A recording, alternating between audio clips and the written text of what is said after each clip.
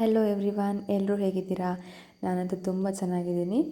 So ಇದು ದಸರಾ ಹಬ್ಬದ ಆಯುಧ ಪೂಜೆಯ ಸೆಲೆಬ್ರೇಷನ್ಸ್ ಆ್ಯಂಡ್ ಪ್ರಿಪ್ರೇಷನ್ಸ್ನ ವೀಡಿಯೋ ಆಗಿರುತ್ತೆ. ಐ ನೋ ಈ ವಿಡಿಯೋ ಪೋಸ್ಟ್ ಆಗೋ ಟೈಮಲ್ಲಿ ದೀಪಾವಳಿ ಹಬ್ಬನೇ ಬಂದಿರುತ್ತೆ ಅಂತ, ಸೊ ಸ್ವಲ್ಪ ಅಡ್ಜಸ್ಟ್ ಮಾಡ್ಕೊಳ್ಳಿ ಅಂತ ಹೇಳ್ತಾ ಕೀಪ್ ವಾಚಿಂಗ್.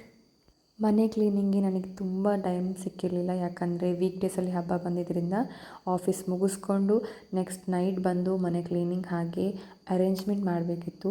ತುಂಬ ಟಯರ್ಡ್ ಆಗಿದ್ದೆ ನಾನು. ಆದ್ರೂ ಒಂಥರ ಈ ಥರ ಹಬ್ಬ ಮಾಡಬೇಕು, ಹಂಗೆ ಮಾಡಬೇಕು, ಹಿಂಗೆ ಮಾಡಬೇಕು ಅಂತ ಮನಸ್ಸು ಹೇಳ್ತಾಯಿತ್ತು. ಸೊ ತುಂಬ ಖುಷಿ ಪಡ್ಕೊಂಡೇ ಅರೇಂಜ್ಮೆಂಟ್ ಮಾಡಿದೆ ಅಂತಲೇ ಹೇಳ್ಬೋದು.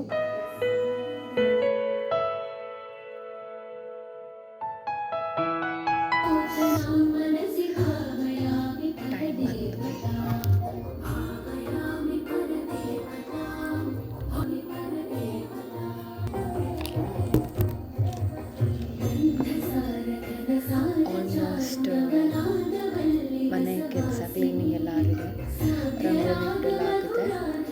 ಏನು ಹೇಳಿದ್ರು ಪೂಜೆಗೆ ಬೇಕಾಗಿರೋದನ್ನೆಲ್ಲ ಜೋಡಿಸಿಟ್ಟು ಗಂಧ ಕುಂಕುಮ ಹಾಕೋದಷ್ಟೇ. ಅಣ್ಣ ಬರ್ತಾ ಇದ್ದಾನೆ, ಒಂದಿವೆ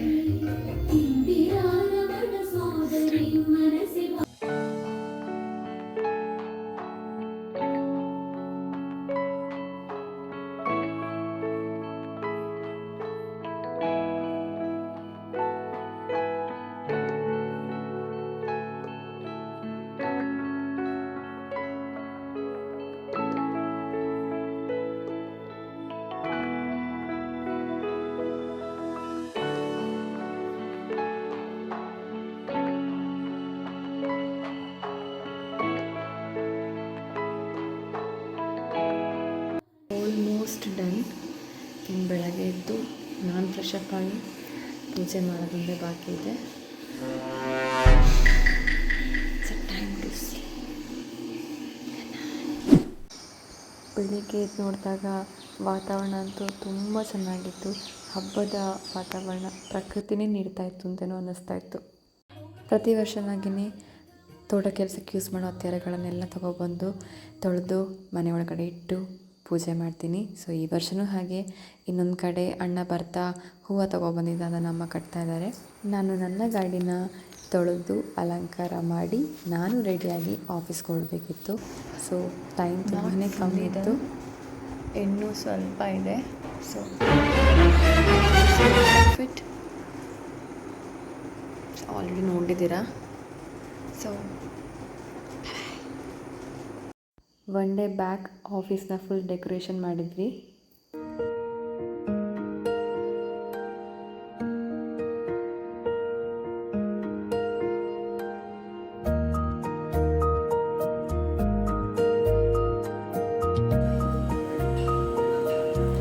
ನಾವು ಏನಾದರೂ ಸಹ ವೀಡಿಯೋ ಮಾಡ್ಕೊಂಡು ಕರೆಕ್ಟ್ ಇದ್ದೇವೆ ಅತಿಲ್ಲೇ.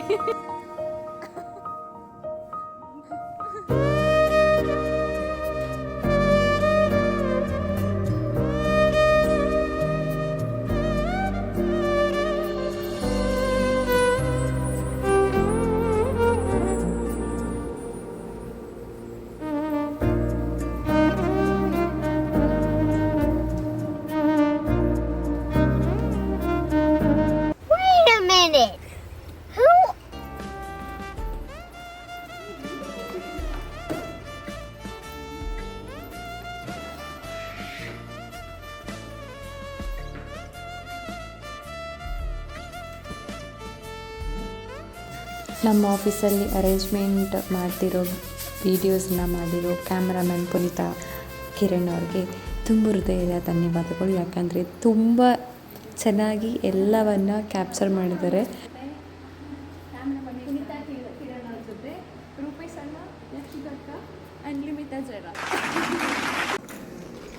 ಒಂದೊಂದು ಸಾಕಲ್ಲ, ನಾ ಚಿಪ್ಸ್ ತಿನ್ನೋದನ್ನೇ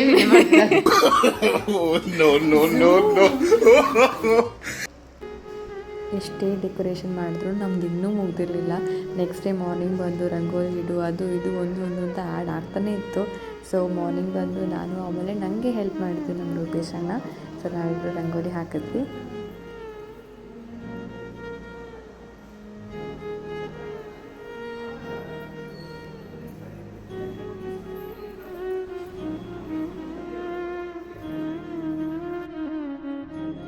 ಪಾಪ ನಮ್ಮ ಪುನೀತಕ್ಕ ಅಷ್ಟೆಲ್ಲ ಕಷ್ಟಪಟ್ಟು ನಮ್ಮ ವೀಡಿಯೋಗಳನ್ನೆಲ್ಲ ಮಾಡಿದ್ದಾರೆ. ಸೊ ಅವರು ಕಷ್ಟಪಡ್ತಿರೋದನ್ನು ತುಂಬ ಫೋಕಸ್ ಮಾಡಿ ವೀಡಿಯೋ ಮಾಡ್ತಾಯಿದ್ದೀನಿ ನಾನು. ನೆಕ್ಸ್ಟ್ ಆಫೀಸ್ನ ಬೇರೆ ಬೇರೆ ಕಡೆಗಳೆಲ್ಲ ಪೂಜೆ ಮುಗಿಸ್ಕೊಂಡು ನಮ್ಮ ಆಫೀಸಲ್ಲೂ ಎಲ್ಲ ಪೂಜೆ ಮಾಡಿದ್ರು. It was a beautiful moment for me.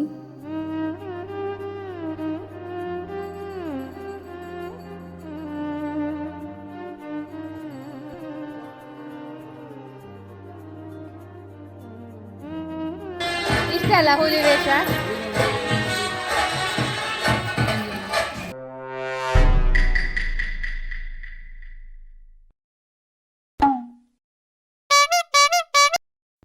ಆಫೀಸಲ್ಲಿ ಪೂಜೆ ಮುಗಿಸಿ ಮತ್ತೆ ನಾನು ಮನೆಗೆ ಬಂದು ಎಲ್ಲ ಗಾಡಿಗಳನ್ನ ತೊಗೊಂಡೋಗೋಕ್ಕಾಗಲ್ಲ, ಯಾಕಂದರೆ ನಾವಿರೋದೇ 3 ಜನ ಡ್ರೈವರ್ಸ್, ಹಾಗಂದರೆ ಗಾಡಿ ಓಡ್ಸೋಕ್ಕೆ ಗೊತ್ತಿರೋರು.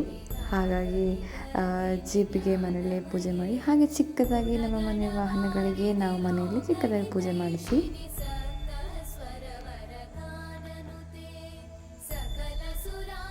ನಮ್ಮ ಮುಂದಿನ ಪಯಣ ನಮ್ಮ ಊರ ದೇವಸ್ಥಾನಕ್ಕೆ. ಪ್ರತಿ ವರ್ಷ ಇಲ್ಲಿ ಸಾರ್ವಜನಿಕವಾಗಿ ಆಯುಧ ಪೂಜೆನ ಆಚರಿಸ್ತಾರೆ. ನಮ್ಮ ವಾಹನಗಳನ್ನು ತಂದು ಇಲ್ಲಿ ಪೂಜೆ ಮಾಡೋದ್ರಿಂದ ಏನೋ ಒಂದು ಮನಸ್ಸಿಗೆ ನೆಮ್ಮದಿ, ನಮ್ಮ ಊರ ದೇವರ ಆಶೀರ್ವಾದ ನಮ್ಮ ಮೇಲೆ ಹಾಗೆ ನಮ್ಮ ಗಾಡಿಯ ಮೇಲೆ ಇದೆ ಅಂತ. ಸೊ ಇದಾಗಿತ್ತು ನನ್ನ ಮಿನಿ ವ್ಲಾಗ್. ಇಷ್ಟ ಆಗಿದ್ದರೆ ಲೈಕ್ ಮಾಡಿ, ಶೇರ್ ಮಾಡಿ, ಕಮೆಂಟ್ ಮಾಡಿ ಅಂತ ಹೇಳ್ತಾ ಮತ್ತೆ ಸಿಗೋಣ. ಅಲ್ಲಿ ತನಕ ಟೇಕ್ ಕೇರ್.